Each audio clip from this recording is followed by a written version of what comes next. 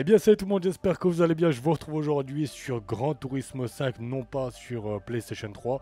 Vous l'avez vu sur le titre, on est sur PC à travers RCP S3. Donc c'est un petit peu le PSX2 que je vous avais déjà présenté il y a quelques mois, déjà quelques années peut-être. En passant par, enfin en jouant à Gran Turismo 2, Gran Turismo 3, Gran Turismo 4.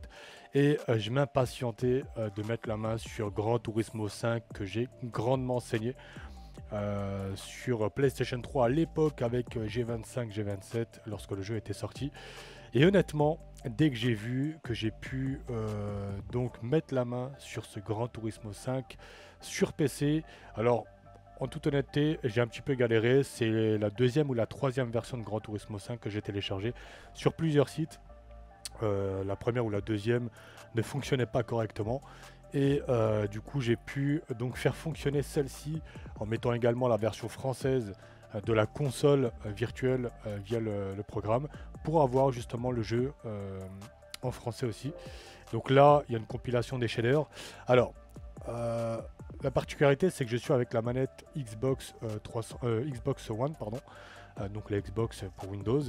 Et elle est reconnue dans l'interface de RCPS 3. Malheureusement, j'ai passé beaucoup de temps pour essayer de faire fonctionner le volant. Comme PCSX2 où vous faisiez à l'époque les permis et les différentes courses de Gran Turismo 2, Gran Turismo 3, voire même Gran Turismo 4. Il y avait juste un plugin qu'on pouvait installer et il reconnaissait un volant avec lequel on pouvait directement avoir du retour de force et toutes les fonctionnalités, du moins les commandes qui sont reconnues dans le jeu. On pouvait utiliser le volant pour ça. Là, ce n'est plus le cas. RCPS 3, il est encore en développement, il y a encore des jeux qui continuent d'intégrer en termes de compatibilité comme Gran Turismo 5 plus récemment.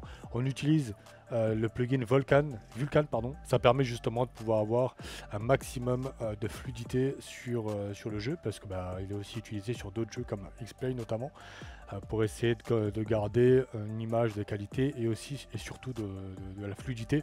Et comme on émule une console de jeu, l'idée c'est quand même de pouvoir essayer de conserver un maximum de fluidité sur un jeu comme celui-ci sur la plateforme PC. Donc là, on a avec la manette, alors ce qui est bien c'est qu'il n'y a pas besoin de la configurer, elle reprend exactement les touches de la PlayStation, donc traditionnellement croix, rond, carré, triangle, start, select pour changer de vue. Alors accélérer tout ça, ça se passe ici.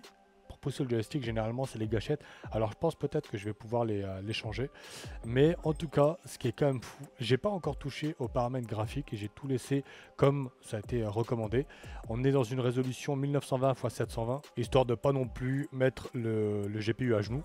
Donc là, on est sur l'interface. Pour être honnête, quand déjà j'avais réussi à le mettre en français, j'étais comme un fou. Les options ici, on retrouve évidemment tous les paramètres liés à l'interface. Aux paramètres de course, mais aussi aux différents périphériques pour ceux qui s'en souviennent. On avait les manettes, on avait même la possibilité, pour ceux qui s'en souviennent à l'époque, de jouer en 3D. Moi à l'époque, je me souviens, j'avais un téléviseur, je sais plus c'était quelle marque, mais il était 3D avec les lunettes. Et honnêtement, c'était quand même fou. On avait vraiment cet effet de profondeur. Quand on mettait les lunettes et qu'on jouait à Gran Turismo 5 sur ce téléviseur, on avait l'impression d'être dans l'habitacle. Bon, ça faisait mal à la tête, c'est un truc qui n'a pas marché. Mais en tout cas, c'était possible sur Gran Turismo 5 et avec le téléviseur évidemment compatible. Il y avait la 3D active et la 3D passive si je me souviens. La active c'était justement avec des lunettes qui fonctionnaient avec, avec une batterie. Et moi c'était cette version là que j'avais. Mais bref, on a aussi tous les paramètres liés aux différents volants. On avait le Driving Force GT, le T500 RS pour les plus anciens, G25, G27 évidemment, le Driving Force et le GT Force. Alors il y a aussi la possibilité normalement, si je me souviens, maintenant c'est pas le cas. Je croyais qu'on avait la possibilité de personnaliser un volant, mais ce n'est pas le cas.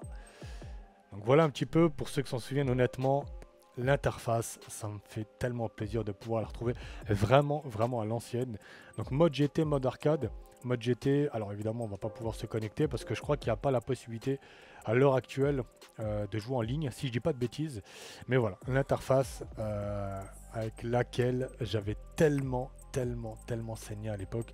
Où là il faut évidemment acheter dans un premier temps, on peut pas faire les permis. Il faut d'abord acheter une voiture, aller dans le concessionnaire, donc on a un peu de fric, on a 20 000 balles. Et il y a toujours chez le concessionnaire ou le vendeur de voitures d'occasion, trouver un modèle qui vous convient. Il y a toujours de bonnes... Ah oui, c'est vrai qu'il y a aussi le marché de l'occasion. Euh, Ah non, il faut se connecter pendant... Ah oui, bah évidemment, c'est en ligne, je suis fou. Garage, évidemment, il est vide. On a aussi la possibilité de filtrer toutes les bagnoles qu'on a. L'album photo, ok. Liste des pilotes. Alors, ce qu'on va faire, à la limite... Bon, salon libre, évidemment, encore une fois, il faut se connecter. Profil. Puis je me souviens quand j'essayais un maximum de faire du fric. Ah oui, j'y étais auto. On a aussi la vidange à faire pour gagner un petit peu de chevaux. Je crois qu'on gagnait... on récupère en fait le chevaux de la bagnole, je crois, et on gagnait peut-être un peu plus. Quand tu achetais une bagnole, tu devais faire la vidange. Attendez, ce qu'on va faire, on va acheter une voiture. Vendeur de voitures d'occasion. On va acheter notre première voiture ensemble. Alors, on a 20 000 balles. Je sais pas si Cheat Engine fonctionne sur le jeu. Ça m'étonnerait. Mais on va essayer de se prendre quelque chose dans nos moyens. La GNX. Ah, PP417, c'est pas mal. Ah oui, c'est vrai que c'était les points de compétence. Ah oui, il y a aussi le kilométrage de la bagnole. Ok. Bon, écoutez, là, l'idée, c'est pas non plus de se faire un mode carrière. Mais on peut déjà, à la limite, s'acheter celle-ci. On a 280 chevaux. On va juste vérifier. What? Pour pouvoir acheter cette voiture, votre... Ah non, il nous faut le permis. Mais la blague, comment tu veux que j'achète une bagnole si on me permet pas de passer le permis? Ah, écoutez, vous savez quoi, on va prendre une merguez. Hein. Ah, je crois que c'est le niveau à côté qu'il va falloir peut-être la MR2. Ouais, tu sais quoi, on va prendre ça. C'est pas trop grave, l'idée c'est déjà qu'on voit comment ça se présente et puis on va faire une petite course. J'avais fait un time trial pour tester les commandes, pour tester le jeu et ça avait l'air de fonctionner correctement. Bon, bah écoutez, là le jeu a crash. Je pense certainement que c'est lié à la connexion internet, puisqu'il faut potentiellement pouvoir sauvegarder l'enregistrement de la voiture et l'associer à notre profil. Donc je pense que ça doit être ça. Je me trompe peut-être, comme je vous ai dit, j'avais testé que le time trial. J'ai fait une deuxième tentative. Malheureusement, ça a crash à nouveau. Il y a l'espèce de ligne de code que vous voyez certainement derrière qui enchaîne tous les shaders qui se chargent. Mais à la limite, ce qui va nous intéresser, c'est de pouvoir vous présenter une session à la manette, vous montrer un petit peu les différentes commandes. Alors évidemment, même si à la caméra, bon, l'idée c'était de vous montrer le périphérique manette et voir que ça fonctionne très très bien, que ce soit la navigation, vous le verrez aussi là, le passage de rapport, le changement de vue et ainsi de suite. Donc on va aller au mode arcade pour aller chercher soit du time trial, soit une course simple. Là, ce qu'on va faire, c'est... écoutez, on va faire une course. Niveau débutant, intermédiaire, on va mettre intermédiaire parce que je sais pas comment ça se présente. Donc là, on retrouve l'interface avec les différents circuits. Ça fait tellement du bien. J'ai vraiment hâte que le volant refonctionne et puis voir si je peux éventuellement avancer sur le mode carrière parce que ça me rappelle tellement des souvenirs. Ça a plus de 10 ans déjà. Et là, du coup, de pouvoir retrouver, vous savez quoi, on va prendre ce petit circuit que j'aime beaucoup et on va voir si on peut faire ça avec des petites cacahuètes. Qui ont pas trop la gouache parce que là je vois il n'y a que des bordels. Arcade seulement, ok. Alors là il y a les shaders qui se chargent en même temps, c'est pour ça que ça lag. Vous le voyez en bas à gauche.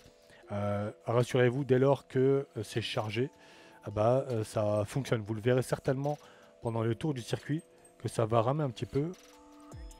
Mais au final ça va pouvoir fonctionner convenablement parce que quand j'avais fait déjà des tests en mode carrière, au time trial pardon, écoutez, on avait quelques ralentissements. On va prendre cette Renault Mégane. On va prendre cette Renault Mégane. On va la prendre en... Ouais, écoutez, on va la garder en bleu. On va mettre, je sais pas moi, on va mettre 5 tours. Transmission, on va mettre manuel. Confort, on va mettre, écoutez, on va mettre des courses tendres.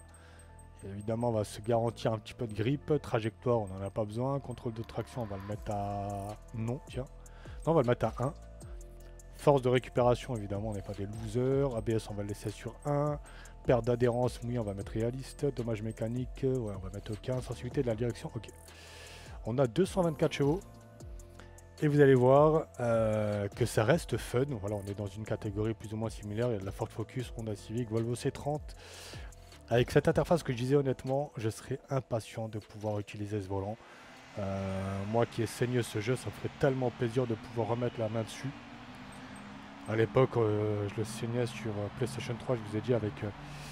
on va mettre juste option de pilotage. Ah non, c'est bon.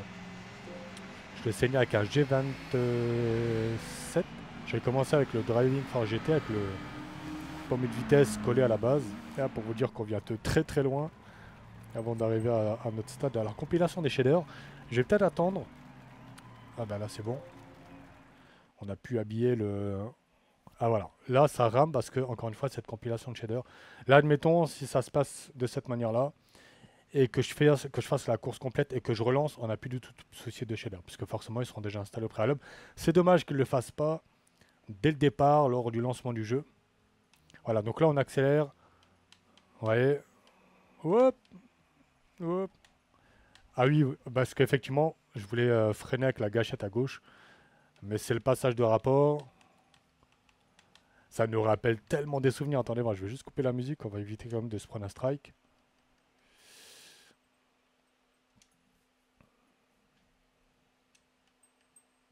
Effet de course, let's go. Alors, je vais juste enlever mon pointeur de souris.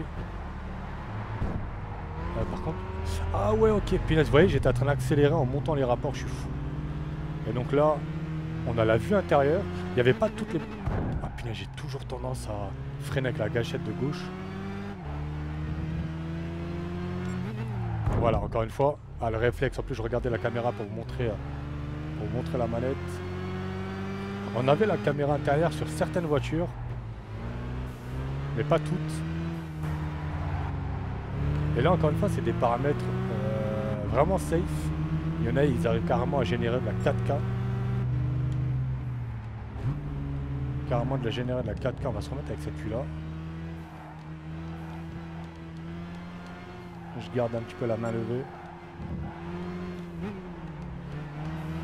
Et la manette, elle vibre et tout, hein. Donc c'est pour ça que je pense qu'il ne devrait pas y avoir de soucis pour rendre compatible. Alors il y a une technique pour rendre compatible le volant, mais il écrase littéralement les pilotes de base du volant. Et dès que vous avez fini de jouer à Gran Turismo, il faut réinstaller les pilotes de votre volant d'origine.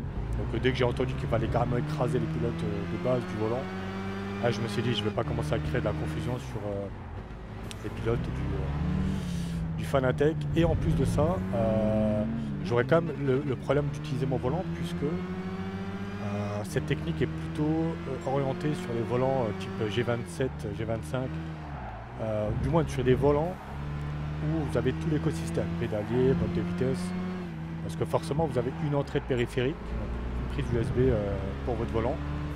Sur cette base de ce même volant est connecté votre pédalier à votre shifter.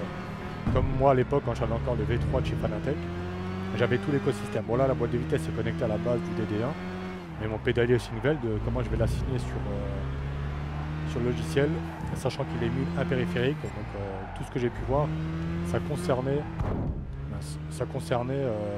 plutôt tout ce qui était G27, G29.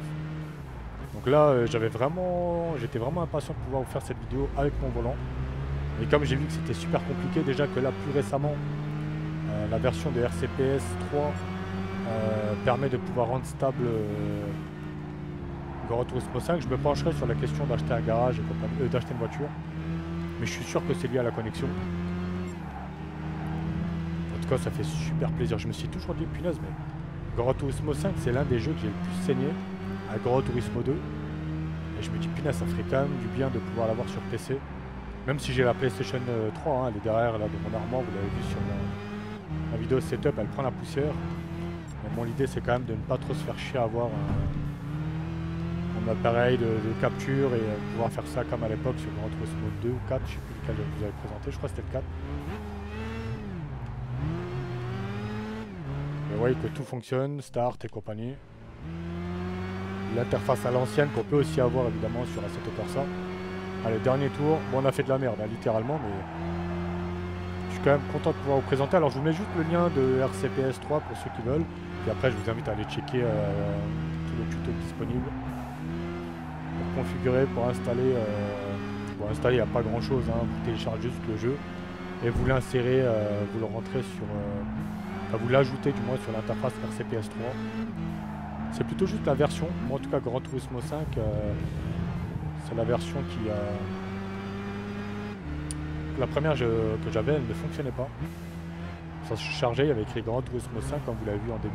Mais j'avais un écran noir, du coup j'en ai téléchargé une autre sur un site pas très catholique. Et bah, celle-ci elle fonctionne. Et en plus en français. Donc ça c'est plutôt top.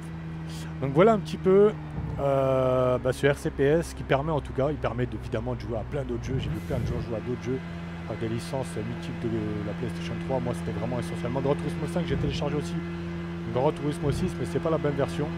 C'est une version PKG qui a du mal à se charger, à se télécharger et à se lancer. Donc j'essaierai de me pencher sur une autre version, mais en tout cas tant que Gran Turismo 5 fonctionne et à la manette, ça c'était vraiment le petit plus en tout cas pour pouvoir naviguer, pour au moins faire une course. On a fini deuxième, ça va le faire exprès. Mais j'essaierai de me pencher un peu plus en détail sur le reste. Et on a le petit replay comme à l'ancienne. Bref, j'espère en tout cas que cette vidéo vous aura plu. N'hésitez pas à partager un avis sous celle-ci. Et puis je vous souhaite de passer une excellente journée, une excellente soirée. Prenez soin de vous. Et on se dit à très bientôt. Allez, ciao ciao tout le monde.